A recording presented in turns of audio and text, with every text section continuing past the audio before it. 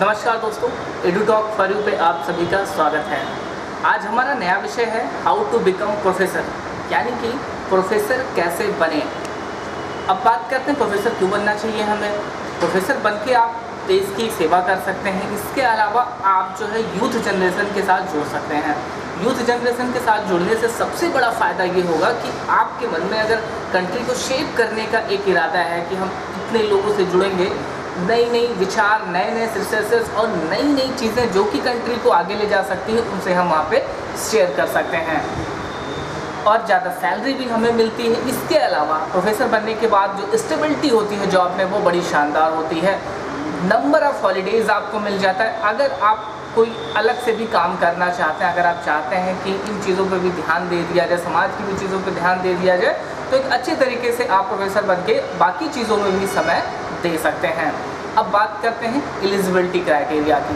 तो सबसे पहले जो एलिजिबिलिटी होनी चाहिए, जिस सब्जेक्ट में आप प्रोफेसर बनना चाहते हैं, जिस सब्जेक्ट से आप प्रोफेसर बनना चाहते हैं, उसमें आपको मास्टर डिग्री होनी चाहिए।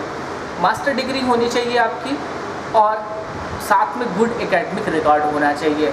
मास्टर डिग्री आपने किया है, उसमें जो है 50% मार्क्स आपको चाहिए। अगर आप आते हैं ओबीसी, एससी, एसटी या ट्रांसजेंडर कैटेगरी से, लेकिन अगर आप जनरल कैटेगरी से आते हैं तो आपको 55% मार्क्स चाहिए।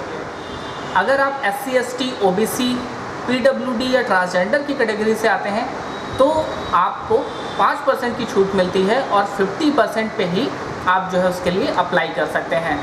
अब अगर आप प्रोफेसर के लिए आगे जाना चाहते हैं तो आपको देना होता है नेट एग्ज़ाम। नेट एग्ज़ाम का मतलब नेशनल एलिजिबिलिटी टेस्ट, एनटीए द्वारा कंडक्ट कराया जाता है। इसे जून महीने में और जुलाई महीने में, यानी कि 2 बार साल में कंडक्ट कराया जाएगा। पहला तो जो है वो दिसंबर महीने में कंडक्ट करा लिया जाएगा और दूसरा जो है जून महीने में कंडक्ट करा लिया जाएगा। अब वहाँ पे अगर आप पास आउट होते हैं तो आपके पास एलिजिबिलिटी हो जाती है किसी भी भारत की किसी भी यूनिवर्सिटी या किसी भी कॉलेज में आवेदन देने के लिए। इसी के समकक्ष एग्ज़ाम होता है सेट का एग्ज़ाम, यानी कि स्टेट एलिजिबिलिटी टेस्ट।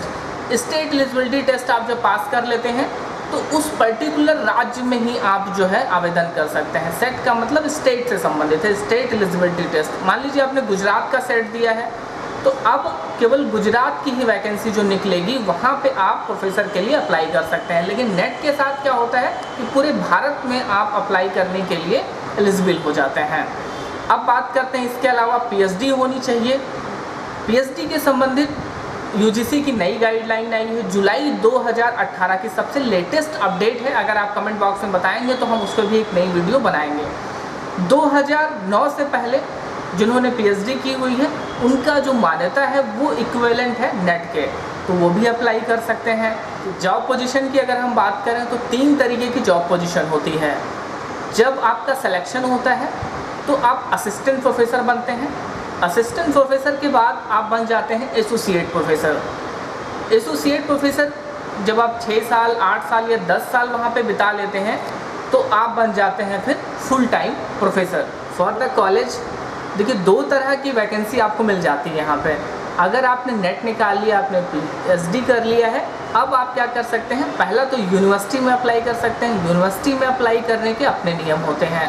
यूनिवर्सिटी में अप्लाई करने के लिए आपके पास नेट होना चाहिए, आपके पास पीएचडी होना चाहिए, आपके पास एमफिल होना चाहिए, आपने जो है रिसर्च पेपर पब्लिश कराए हुए हो। इसके अलावा आपका यूजी में, यानी कि जब आप ग्रेजुएशन किए थे तो उसमें अच्छी परसेंटेज होनी चाहिए। हर एक परसेंटेज का क्राइटेरिया बनाया गया, उस पर एक नई वीडियो आने वाले समय में मिलेगी आपको। इसके अलावा पीजी में आपके मार्क्स देखे जाएंगे।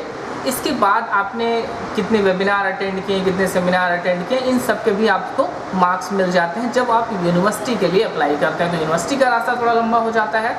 लेकिन जब आप कॉलेज के लिए आवेदन करते हैं तो कॉलेज में प्रोफेसर बनने के, असिस्टेंट प्रोफेसर बनने के लिए वैकेंसी लोक सेवा आयोग हर एक स्टेट के कॉलेजेस के लिए लगाती है। बिहार लोक सेवा आयोग, राजस्थान लोक सेवा आयोग, बिहार लोक सेवा आयोग, तो वहाँ पे आप आवेदन करते हैं। आवेदन करने के लिए जो मिनिमम एलिजिबिलिटी रखी गई है वो नेट रखी गई है। अगर आप नेट होते हैं तो आप अप्लाई कर सकते हैं। इसके बाद आप नेट है आपका, आपने अप्लाई किया, उसके बाद क्या होता है, आपका रिटन टेस्ट होता है, उसके बाद इंटरव्यू, दोनों को मिला करके एक मेरिट तैयार कर दी जाती है। फिर आपका फाइनल सिलेक्शन हो जाता है। कब? कॉलेज के लिए, लेकिन यूनिवर्सिटी के लिए प्रक्रिया लंबी हो जाती है। आपके यूजी, पीजी, एमफिल, पीएचडी इन सब के मार्क्स होते हैं और सबको काउंट करके एक फाइनल मेरिट बनाई जाती है। अब जब आपका सिलेक्शन होता है तो 3 तरीके से जो है जॉब पोजीशन आपकी डिक्लेयर होती है। सबसे पहले जब आप जाते हैं तो वहाँ पे आपको असिस्टेंट प्रोफेसर की वैकेंसी मिलती है, असिस्टेंट प्रोफेसर की पोजीशन मिलती है। असिस्टेंट प्रोफेसर के बाद जब आपका 6 या 7, 8 साल का एक्सपीरियंस हो जाता है, आपने बहुत सारे रिसर्च पब्लिश करवा दिए होते हैं, इसके बाद फिर आप प्रमोट हो जाते हैं एसोसिएट प्रोफेसर के लिए। एसोसिएट प्रोफेसर बनने के बाद आप आ जाते हैं फुल टाइम प्रोफेसर के लिए। फुल टाइम प्रोफेसर बनने के लिए आपको 10 या 12 साल का समय देना होता है। इसके अलावा लगभग 10 या 12 रिसर्च आपके पब्लिश होने चाहिए, आपने अपने अंडर में पीएचडी करवाई हुई हो। तो ये सारी चीज़ें जो है वो जॉब पोजीशन के संबंध में होती है। इसके अलावा अगर मैं बात करूं तो अगर आपने नेट क्वालिफाई कर रखा है तो बेहिचक आप एप्लीकेशन डाल सकते हैं किसी भी कॉलेज में जा कर के। अगर उनको नीड होती है तो वो जो है आपको कॉल करके ज़रूर बुलाते हैं। अब बात कर लेते हैं, बहुत बड़ा प्रश्न आता है कि सैलरी कितनी होती है। तो दोस्तों सबसे शानदार सैलरी जो आपको मिलती है इसमें वो यहाँ पे मिल जाती है। 60,000 रुपये से 70,000 रुपये से यहाँ पे शुरुआत होती है पर मंथ की। और मेरे कई सारे ऐसे प्रोफेसर हैं जो मुझे व्यक्तिगत रूप से मैं उनको जानता हूँ, उन्होंने मुझे पढ़ाया हुआ है, उनकी सैलरी 2.5 से 3 लाख रुपये पर मंथ होती है और वो हाइक करती जाती है जैसे जैसे आपका एक्सपीरियंस बढ़ता जाता है।